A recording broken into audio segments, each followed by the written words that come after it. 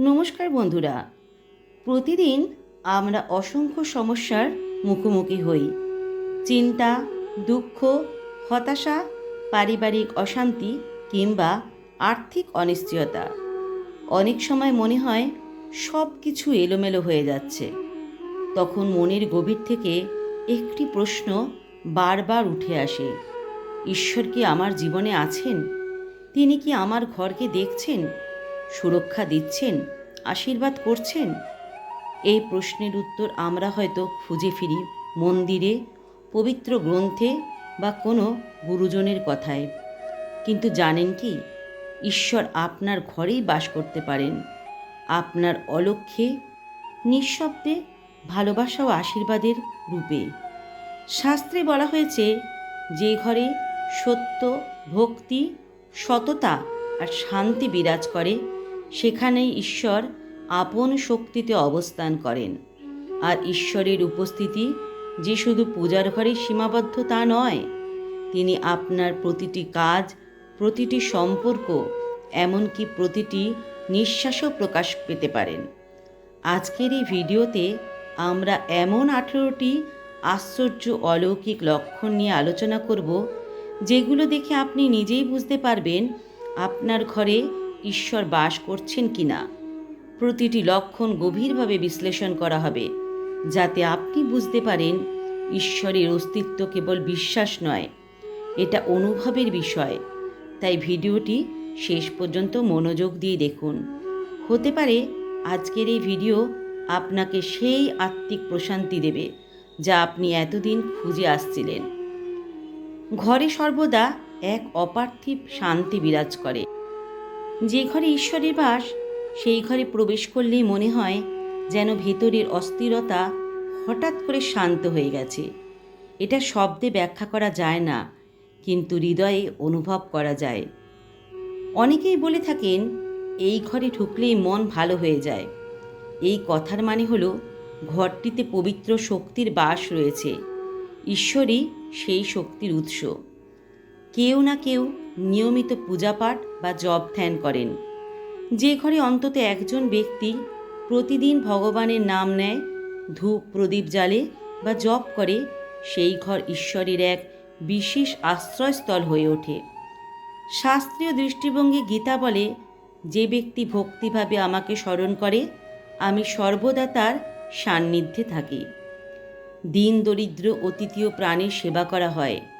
ঈশ্বর বলেন, নার সেবা হি নারায়ণ সেবা, অর্থাৎ মানুষের সেবাই ঈশ্বরের সেবা।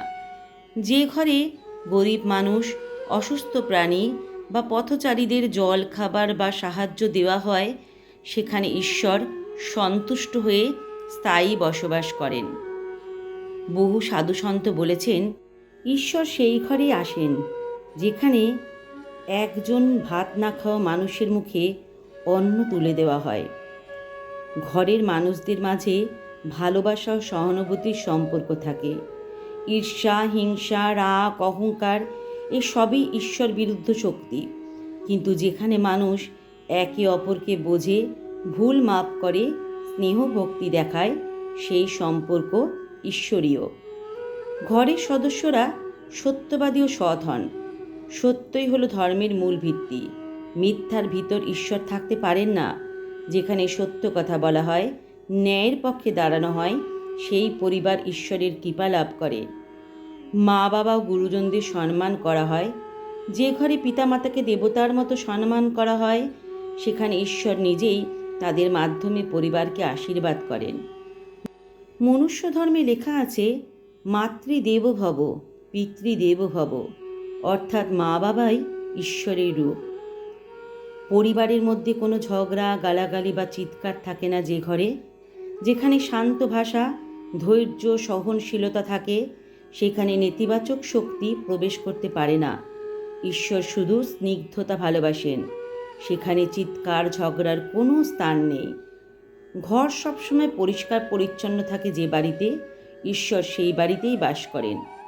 যা বাহ্যিক ও আভ্যন্তরীণভাবে পবিত্র। শুধু ঘর মোছা বা ধোয়া নয়, পূজার স্থান, রান্নাঘর এবং শয়নকক্ষ সব যেন পরিপাটি থাকে। ঋগ্বেদ বলে, সুচিতা ঈশ্বরের প্রথম সেবা। নেতিবাচক ঘটনা থেকে ঘর রক্ষা পায়।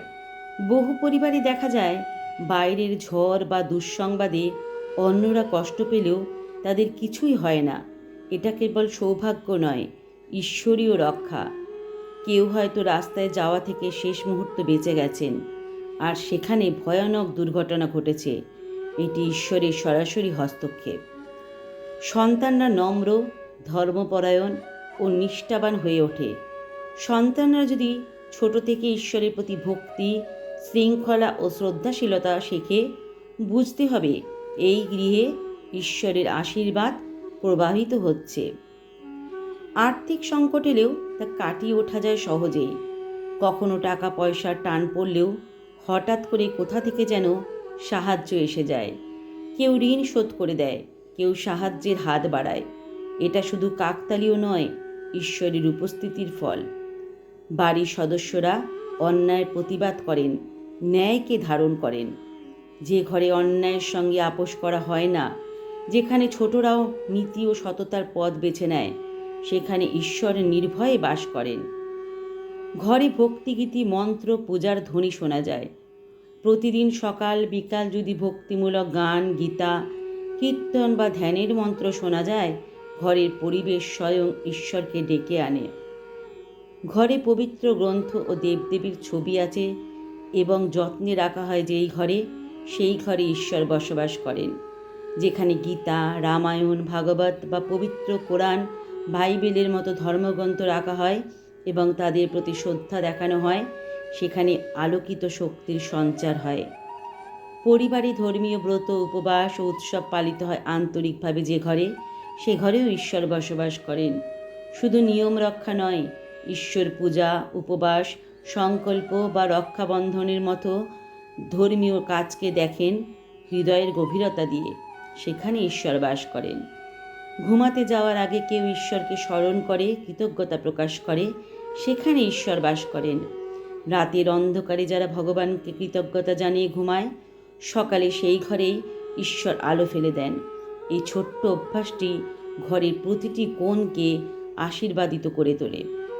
বাইরের নেতিবাচক শক্তি ঘরে ঢুকতে পারে না। আপনার বাড়িতে জাদুটোনা, নজর লাগা বা অপকার ইচ্ছা কারো সফল হয় না, কারণ ঈশ্বর নিজেই রক্ষা কবচের মতো থাকেন সেই পরিবারের চারপাশে। ঘরে একটি অদ্ভুত সুখের অনুভূতি সর্বদা বিরাজ করে। সবসময় কিছু না কিছু ভালো ঘটে যায়। সন্তানের সফলতা, সম্পর্কের মধুরতা, সৌভাগ্য বা হঠাৎ পাওয়া কিছু সুখ, এগুলো ঈশ্বরের উপস্থিতির নীরব উপহার। বন্ধুরা, আমরা অনেক সময় ভাবি ঈশ্বর আমাদের জীবনে আছেন কিনা, আমাদের কথা শুনছেন কিনা। কিন্তু আজকের এই 18টি লক্ষণ যদি আপনার জীবনে, আপনার ঘরে দেখা যায়, তাহলে বুঝে নিন ঈশ্বর আপনারই আশেপাশে আছেন। ঈশ্বরকে খোঁজার জন্য পাহাড়ে যাওয়ার দরকার নেই, মন্দির মসজিদে ছুটে যাওয়ার দরকার নেই। শুধু নিজের ঘরটিকে ভালোবাসা, সত্য, পরিষ্কার পরিচ্ছন্নতা ও ভক্তিতে ভরে তুলুন। দেখবেন ঈশ্বর নিজেই আপনাকে আশীর্বাদ করতে আসবেন। যে ঘরে ঈশ্বর থাকেন, সেই ঘরে শান্তি থাকে, সাফল্য থাকে, রোগ শোক দূরে থাকে, আর থাকে এক অনন্ত আশীর্বাদের ধারা। তাই আসুন ঈশ্বরকে বাইরে নয়, নিজের ঘরের প্রতিটি কাজে, কথায়, আচরণে খুঁজে পাই। তার উপস্থিতি টের পাই হৃদয়ে এবং সেই পবিত্র অনুভব ছড়িয়ে দিই পুরো পরিবারে। আপনিও কি আপনার ঘরে এই লক্ষণগুলো দেখতে পান? তাহলে কমেন্টে লিখুন, আমার ঘর ঈশ্বরের আশীর্বাদে পরিপূর্ণ। আর ভিডিওটি ভালো লাগলে অবশ্যই শেয়ার করুন আপনার প্রিয়জনদের সঙ্গে, যাতে তারাও বুঝতে পারেন ঈশ্বরের গোপন উপস্থিতি। ধন্যবাদ। আবার দেখা হবে এমনই কোনো জ্ঞানের আলোয় পরিপূর্ণ পরবর্তী ভিডিওতে। জয় শ্রীকৃষ্ণ, জয় মা, জয় ঈশ্বর।